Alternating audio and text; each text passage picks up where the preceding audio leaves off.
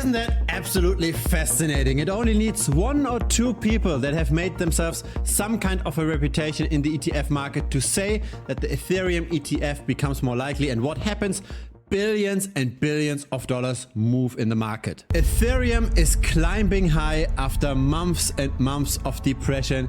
The question is, can this now be the final turnaround? Let's have a look at the news. Let's have a look at the data. Let's try to figure out where all of this is going. So this is what CoinDesk writes. Ether jumps 10% to 3.4K after Bloomberg ups odds for spot ETF approval. So we've got a tweet by James Seifert. Things are taking a turn for the better on the Ethereum ETF approval this week, upping our odds to 75%. And here is that guy that made himself a very good name during the approval process of the Bitcoin ETF. He was very accurate at predicting the BTC approval. He's following the smallest kinds of details in all kinds of reports. And he spotted how the SEC is now asking all the applicants for the Ethereum ETF to hand in more data. So it's unlikely that the Ethereum ETF gets approved this week, even though there is a deadline, because the registration statements, so the S1s, have to be approved as well. And that can take quite a while, as it had for the Bitcoin ETF. And yes, Coinbase has brought out a report. They are, of course, talking their book. But the reason why Coinbase believes that an Ethereum ETF is a question of when and not if. So it's just a matter of time. The reason why Coinbase believes this is the same reason why the SEC lost the lawsuit against Grayscale. Because the futures ETF for Bitcoin had already been approved,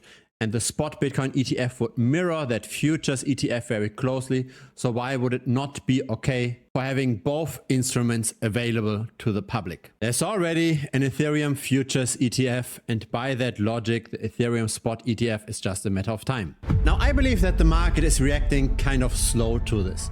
First of all, the price increase wasn't really that massive if the probability of an Ethereum ETF is really increasing from 25% to 75%. But secondly, I don't yet see the altcoins appreciating that much. And this is usually how it happens, right? Money flows into the system.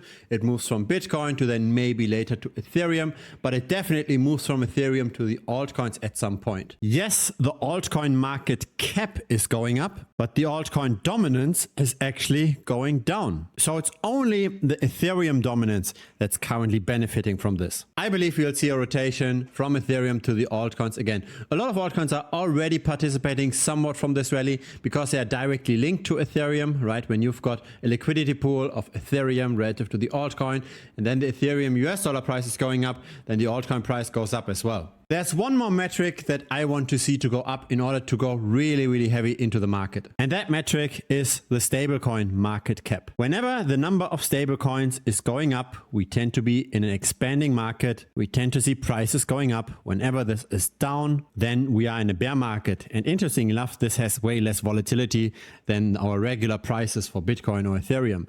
Currently, when we zoom into the recent price action, we haven't unfortunately seen any expansion for roughly 1 month. So once we see retail investors again depositing their fiat currency to centralized exchanges that then send this over to, for example, Tether, and then all those new Tether tokens get printed, then we see a lot of capital pushing up all kinds of altcoins. I believe there's a high correlation between the stablecoin market caps and the altcoin prices. And of course, there will also be capital flowing directly from Ethereum to the altcoins as well. There's also positive news around the Bitcoin ETF. There was very little purchasing in March and April, but this has changed since beginning of the month. Since May, we see mainly days of net inflows. And this is, of course, supporting the Bitcoin price as well. Since beginning of the month, the Bitcoin price tends to appreciate. So I'm already picking my first altcoins to buy. I've announced this to the premium members, so we are speculating in this market. So feel free to check that out down below, thebitcoinstrategy.com. I will wait to go full-blown risk on though until we see the stablecoin market caps increasing again. If it's your first time here, feel free to subscribe. I publish videos regularly. A like would be very much appreciated as well. It helps the channel grow. Besides premium, there's also a free Telegram channel. Feel free to check it out. Link is as well down below.